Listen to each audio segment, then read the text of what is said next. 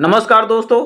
आज है 9 मई और 8 मई के शाम के प्रमुख सुर्खियों को शुरुआत 9 मई के करंट अफेयर से करेंगे। हम सबसे पहले जानते हैं युजवेंद्र चहल T20 में 350 विकेट का आंकड़ा छूने वाले पहले भारतीय खिलाड़ी बन चुके हैं। न्यूयॉर्क टाइम्स और द वाशिंगटन पोस्ट ने तीन पुलित्जर पुरस्कार जीते। एंड्रे रुबलेव ने मैड्रिड ओपन जीता। स्कॉट फ्लेमिंग को भारतीय सीनियर पुरुष बास्केटबॉल टीम के मुख्य कोच के रूप में नियुक्त किया गया।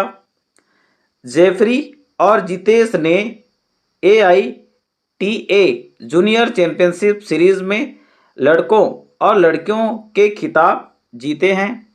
वेस्ट नाइल बुखार से एक व्यक्ति की मौत के बाद केरल में हाई अलर्ट को जारी कर दिया गया है।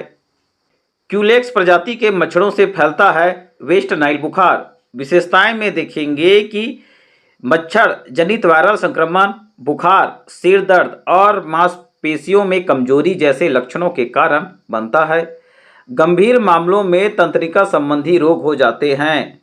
पर्यावास में देखेंगे शहरी और अर्ध शहरी क्षेत्रों में ये मिलना आम है। जैव विविधता में देखते हैं, जैव विविधता में देखेंगे कि मनुष्यों को प्रभावित करती है। पशु स्वास्थ्य पर कोई ज्ञात प्रभाव अभी तक नहीं है। चुनौतियों में देखेंगे कि मच्छरों के प्रजनन की रोकथाम, सार्वजनिक स्वास्थ्य प्रबंधन, टीके की कमी।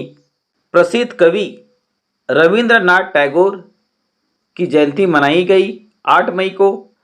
रविंद्रनाथ टैगोर बंगाल पुनर्जागरण के कवि, लेखक, संगीतकार, दार्शनिक और चित्रकार थे।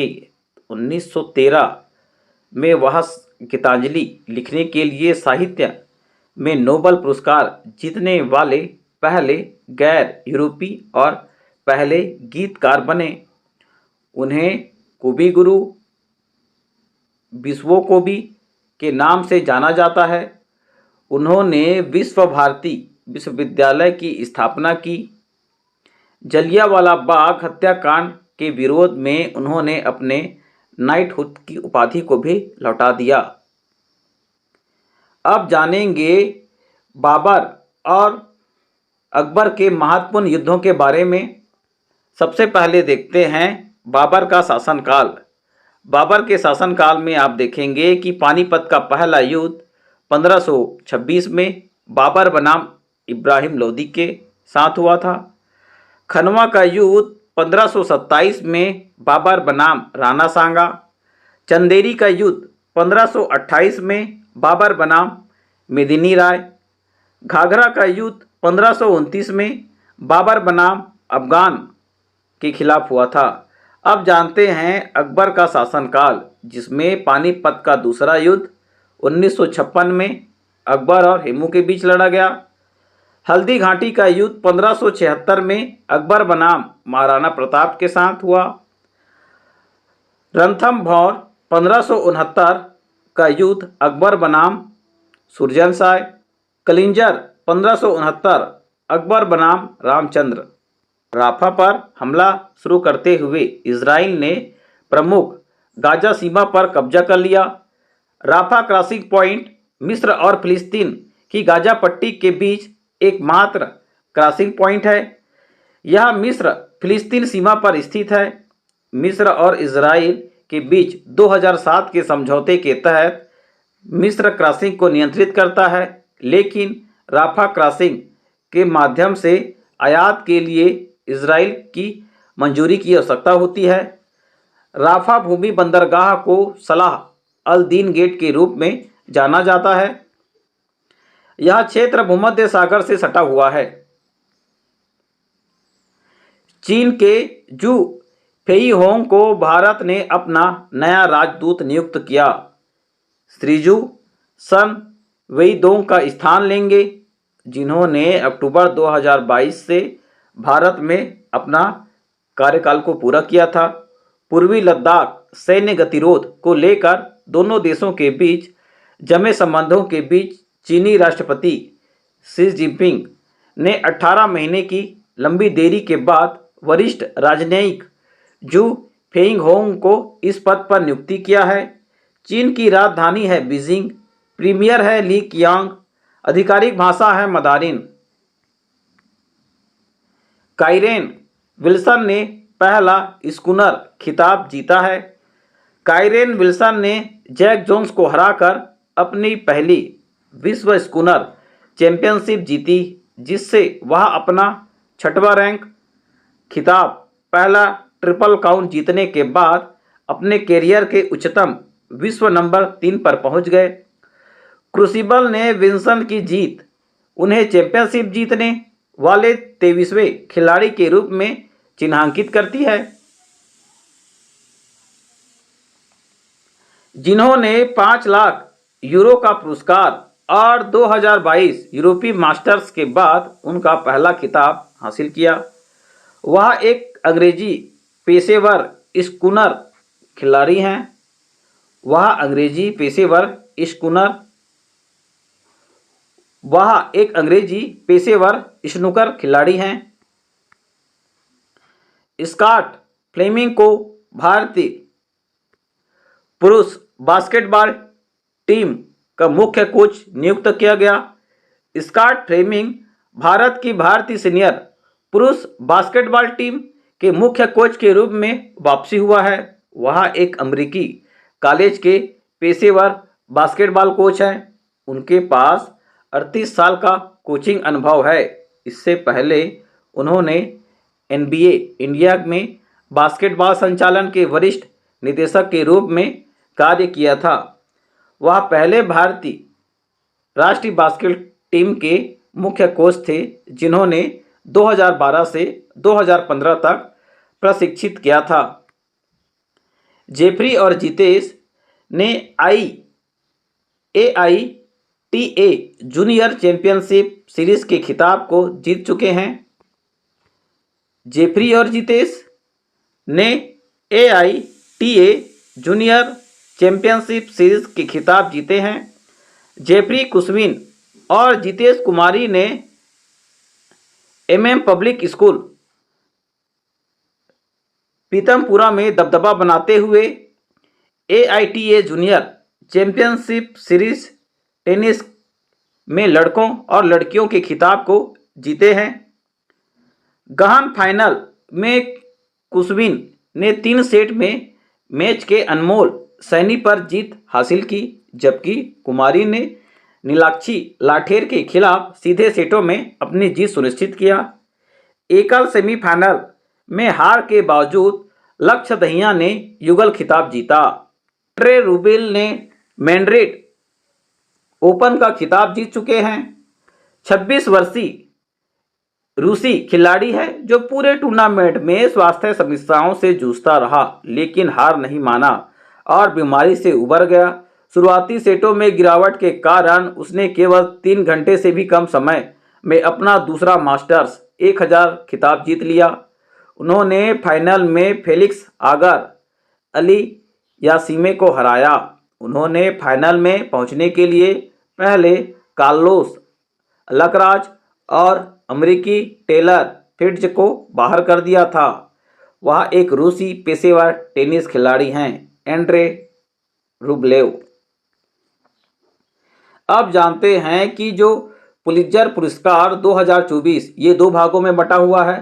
पहला जो भाग है जिसमें जानेंगे कि जो सार्वजनिक क्षेत्र में जो पुरस्कार मिला है, सबसे पहला जो पुरस्कार है सार्वजनिक क्षेत्रों में जिसमें प्रो पब्लिका को मिला है। ब्रेकिंग न्यूज के क्षेत्र में staff of Lookout Santa Cruz, खोजी रिपोर्टिंग में Hannah Dreier of the New York Times, व्याख्यात्मक रिपोर्टिंग में Sarah Stillman of the New Yorker, राष्ट्रीय रिपोर्ट में staff of Reuters, staff of Washington Post, अंतर्राष्ट्रीय रिपोर्ट में स्टाफ ऑफ न्यूयॉर्क टाइम्स। टिप्पणी में देखेंगे कि Vladimir Kara Murza the Washington Post. Pulitzer पुरस्कार भाग 2 जिसमें फीचर लेखन में Katie Engelhart the New York Times, आलोचना में Justin Chang of the Los Angeles Times, संपादकीय लेखन में David E Hoffman of the Washington Post, breaking news photography में staff of the Reuters, feature photography में staff of the Associated Press, कथा साहित्य में देखेंगे Night Watch Jayne Anne Phillips के द्वारा, नाटक में देखेंगे प्राइमरी ट्रस्ट इबोनी बूथ के द्वारा, जीवनी में देखेंगे किंग अ लाइफ जोनाथन इक के द्वारा। पुलित्जर पुरस्कार मिला है और ये प्रेस के क्षेत्र में दिया जाता है। भारत ने यूएन आतंकवाद विरोधी ट्रस्ट फंड में 5 लाख अमेरिकी डॉलर का योगदान दिया। संयुक्त राष्ट्र में भारत स्थायी प्रतिनिधित्व रुचिरा कंबोज ने संयुक्त राष्ट्र आतंकवाद निरोधक कार्यालय UNOCT के अवर महासचिव व्लादी वोरोनको को संयुक्त राष्ट्र आतंकवाद निरोधक ट्रस्ट फंड में 5 लाख डॉलर का स्वैच्छिक वित्तीय योगदान सौंपा। यह UNOCT के वैश्विक कार्यक्रमों, मुख्य रूप से आतंकवाद के वित्त पोषण का मुकाबला और आतंकवादी यात्रा कार्यक्रम का मुकाबला करने के लिए भारत के समर्थन को दर्शाता है। वीजा ने सुजय रैना को भारत का कंट्री मैनेजर नियुक्त किया। वीजा ने सुजय रैना को भारत के लिए कंट्री मैनेजर नियुक्त किया, जिन्हें भुगतान पारिस्थितिकी तंत्र के भीतर कंपनी की रणनीतिक पहल और साझेदारी का नेतृत्व करने का कार्य सौंपा गया। वीजा ने सुजय रैना को भारत के लिए कंट्री मैनेजर नियुक्त किया, जिन्होंने भुगतान पारिस्थितिकी तंत्र के भीतर कंपनी की रणनीतिक पहल और साझेदारी का नेतृत्व करने का कार्य सौंपा। संदीप घोष भारत और दक्षिण एशिया के लिए ग्रुप कंट्री मैनेजर बने हुए हैं, जो पूरे उपमहाद्वीप परिचालन की देखरेख करते हैं। 2020 में वीज़ा में शामिल होने के बाद से रैना ने भारत में VP और बिजनेस डेवलपमेंट प्रमुख के रूप में महत्वपूर्ण योगदान दिया। युजवेंद्र चहल T20 में 350 विकेट का आंकड़ा छूने वाले पहले भारतीय खिलाड़ी बन चुके हैं। युजवेंद्र चहल दिल्ली कैपिटल्स के खिलाफ IPL 2024 के दौरान उपलब्धि हासिल किया, 350 और T20 विकेट तक पहुंचने वाले पहले भारतीय बन गए। चहल का ऐतिहासिक विकेट DC कप्तान ऋषभ पंत को आउट करके मिला, जो उनके 301वें T20 मैचों में उनका 350वां विकेट था।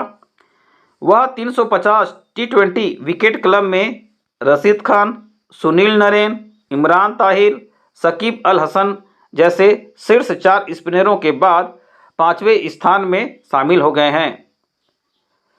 अब जानते हैं कि भारतीय ऑटो रिटेल सेक्टर ने अप्रैल में सालाना आधार पर 27% का वृद्धि दर्ज किया। किसका रिपोर्ट है? FADA का।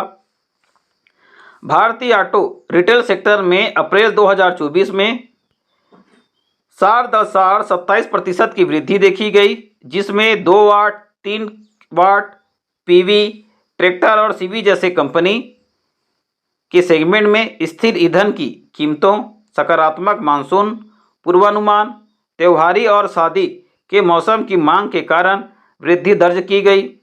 दोपहिया वाहनों की बिक्री में 33% की वृद्धि हुई।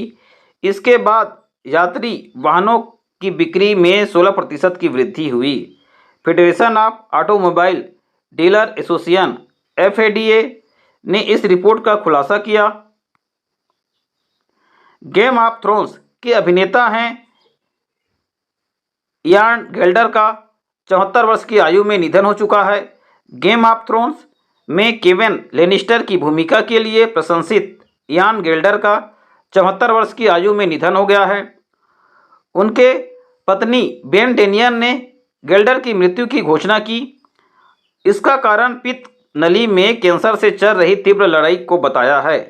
गेल्डर को फिल्म और टीवी में विरासत छोड़कर अभिनय में उनके महत्वपूर्ण योगदान के लिए याद किया जाता रहेगा। गेल्डर को उनकी फिल्म और टीवी में विरासत छोड़कर अभिनय में उनके महत्वपूर्ण योगदान के लिए हमेशा याद किया जाता रहेगा। इस प्रकार से हमारा भाग 1 हो चुका है कंप्लीट। भाग 2 में मैं आपसे और जो प्रमुख सुर्खियां हैं इनके बारे में जानकारी दूंगा, तो आप बने रहेंगे और अच्छा लगेगा तो लाइक शेयर सब्सक्राइब भी करेंगे। धन्यवाद।